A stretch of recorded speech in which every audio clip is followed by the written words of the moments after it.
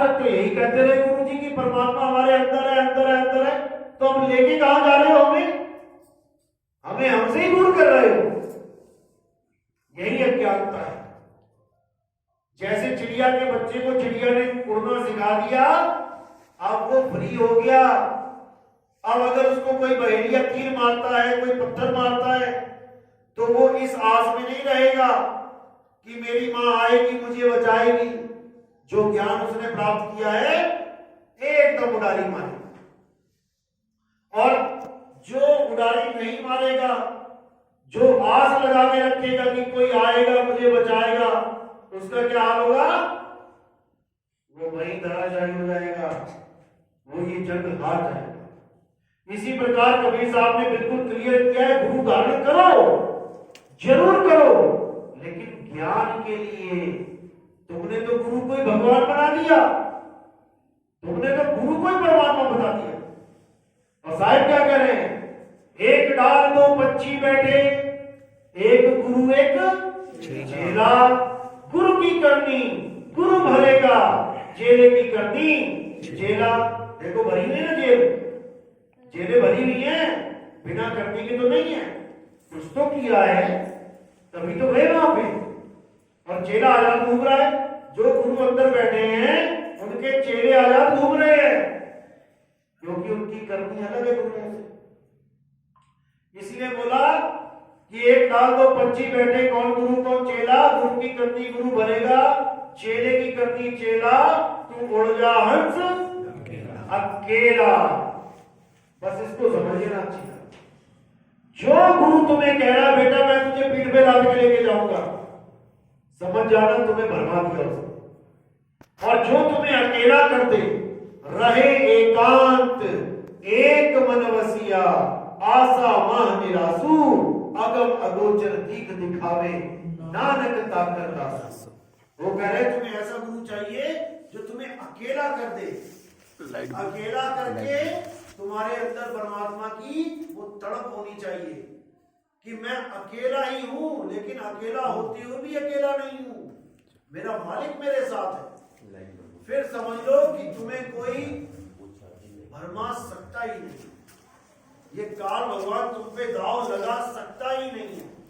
ये काल तुम पे दाव तब लगाता है जब तुम किसी की आस में होते हो, इंतजार कर रहे होते हो किसी का, कोई आएगा मुझे बचाएगा। इतने में वो दाव खेल जाता है। और कैसे खेलता है? ये गुरु की शक्ल धारण करके आता है। ये गुरु की शक्ल धारण करके आ जाता है काल भगवान। इंदुमती के सामने आया था ना, किसका रूप बना के? कबीर साहब का। तो जब कबीर साहब का रूप बना के आ सकता है तो इन गुरुओं लोगों का नहीं आ सकता क्या? कबीर साहब ने तो निशानी भी बता दी इंदुमती को कि काल आएगा मेरा रूप लेके, लेकिन ये पहचान बता रहा हूं मैं, माथा छोटा होगा, आंखें पीली होंगी, पहचान लेना। तुम्हें क्या बताई पहचान? तुम्हारे गुरुओं ने क्या पहचान बताई कि काल मेरे रूप में आगे तो क्या करोगे, कैसे पहचानोगे? क्योंकि इनको पता ही नहीं है कि इनका रूप क्या है। इनको अपना रूप ही नहीं पता है। इनको लग रहा है कि अगर किसी को गुरु जी का रूप दिखाई देंगे तो इसमें मेरी महानता है। तो ये कहता है गुरु जी मुझे आप सपने में दिखाई दे, खुश हो जाते हैं, क्योंकि ये अपने रूप को मान बैठे इंसान का। इनको पता ही नहीं है इनका रूप क्या है। इसीलिए कबीर साहब ने इनको गुरुआ बताया, गुरुआ। और इनकी दुर्गति क्या बोली है? जो ये बड़े बड़े आसनों में बैठे हैं ना, क्या बोला इनके लिए? अरे झूठा गुरु अजगर बना और लख 84 जाए और सारी संगत जीती बनी, तोड़ तोड़ के खाए। जैसे सांप अशरफियों के घड़े पे बैठा होता है ना आसन लगा के, ऐसे ही अजगर बन के चिपक के बैठे हैं अपनी अपनी कुर्सियों पे। इतना मोह है कुर्सियों से कि छोड़ नहीं सकते ये लोग। जब मौत छुड़ाएगी इनको कान पकड़ के तब भले छोड़ दें, लेकिन एक भी ऐसा नहीं है जो अपने आश्रम को छोड़ दे। नहीं तो परीक्षा लेके देख लो किसी की, कह दो उसको कि आप किसी और को गद्दी में बैठा के आप चले जाओ 4 धाम की यात्रा, देखो मजा आ जाएगा। एक भी नहीं हिलने वाला। हम नेताओं को कहते हैं कुर्सी से चिपके हैं, अरे नेता तो फिर भी 5 साल में बदल जाता है। वो 5 साल के लिए चिपकता है, ये तो सारी उम्र के लिए चिपक जाते हैं। ये हाल है इन लोगों का। और दे क्या रहे हैं? 52 अक्षर। और 4 बहनों को लेके चले जाओ, भैया इनको नाम देना, वही भेद हो जाता है। क्योंकि ये केवल इंद्रिय ज्ञान है, लेकिन कबीर साहब का सैन्य ज्ञान है, इशारा मात्र ज्ञान है। हम वासी वा देश के, जहां जात वर्ण कुल नाही, शब्द मिलावा हो रहा, देह मिलावा नहीं। पहले तो देह को किनारे कर दो। जो गुरु ये कह रहा है कि मेरी देह का ध्यान करो, मैं आऊंगा तुम्हें लेने, मेरे रूप में परमात्मा आएगा, पहले तो उसको किनारे कर दो। अब बचा शब्द। अब शब्द देने वाले भी घने बैठे हैं, बहुत सारे बैठे हैं। अब वहां क्या परख लगानी है? उसके लिए क्या दोहा बोला? हम वासी वा देश के, जहां जात वर्ण कुल नाही, अरे सैन मिलावा हो रहा, शब्द मिलावा नहीं। यानी जो हमारा शब्द है वो सैन के द्वारा, इशारे के द्वारा दिया जाता है, समझाया जाता है। ये जपने के द्वारा नहीं बताया जाता कि तुम शब्द का जाप कर रहे हो। ये शब्द भी तत्वों का ही खेल है। जीभ और तालू, जीभ और दांत, गला, ये टकरा रहे हैं आपस में, तभी तो शब्द निकल रहे हैं।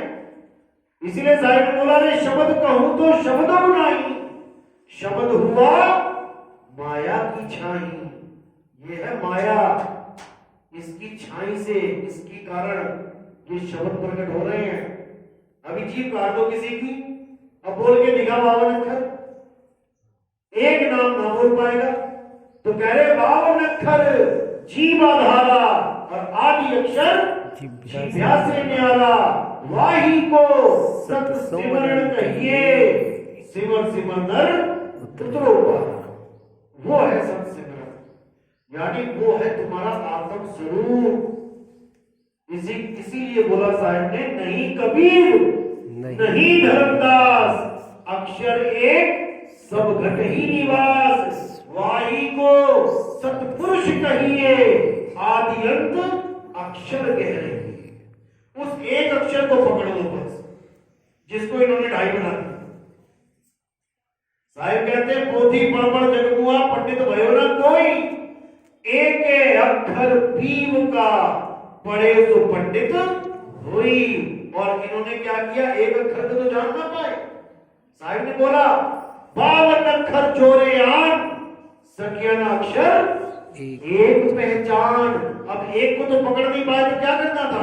मिलावट। 2.5 अक्षर बना दिया, अब 2.5 में सारे आते हैं। राम भी 2.5 में, सुहम भी 2.5 में, शिव भी 2.5 में, ओम भी 2.5 में, प्रेम भी 2.5 में।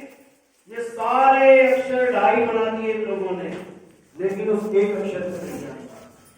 बस यही दुविधा। जिस दिन वो एक अक्षर समझ में आ गया तो सारे अक्षरों को बहा दोगे। एक नाम को जान के दूजा दे बहा। पूछो इनसे कौन सा बहाना है, कौन सा नाम बहा है? इनको तो एक ही नाम पता है, बस बोलने वाला। एक नाम को जान के दूजा दे बहा, चंचल से नीचल भया, नहीं आवे नहीं जा। ये है कहानी, जिसके लिए बोला सोई गुरु पूरा कहावे, 2 अक्षर का भेद बतावे, भेद बतावे जपावे नहीं, रहस्य बतावे 2 अक्षरों का, और उसको बताने के बाद एक छुड़ावे। जिसको बहाना है उसको बहा दो, एक छुड़ावे एक लखावे, तब प्राणी निज घर को जावे, तब बनेगी बात। और जिसको इन 2 अक्षरों का भेद नहीं पता, वो तुम्हारा कल्याण नहीं कर पाए। इसलिए साहिब ने बोला, कहें कबीर अक्षर दो भाग, होगा खसम तो लेगा राग। जिन गुरुओं को परमात्मा मान के बैठे हो, कहते हैं अगर असली में वो खसम है तुम्हारा, खसम यानी पति परमेश्वर, अगर वो विवेकी है, अगर वो जानकार है, तब तो वो तेरा खसम है। नहीं तो पता नहीं तो पड़ोसी को खसम बना के बैठ गई, नकली पति बना के बैठ गए गुरु के रूप में। इसीलिए बोला कि 4 भेद का भेदी होए, कहे कबीर सतगुरु है सोए। 4 भेद का भेद न जाना, सो गुरु जम के हाथ बिताना। तुम्हें जमराजा के हाथ बेच दिया उसने, तुम्हारे पैसे भी लूटे, तुम्हारा सारा समय लूटा, तुम्हारा जीवन लूटा, अंत में तुम्हें काल के मुंह में डाल दिया, चले जाओ बेटा तुम्हारा गर्भ में। तो ये होता ही आया है।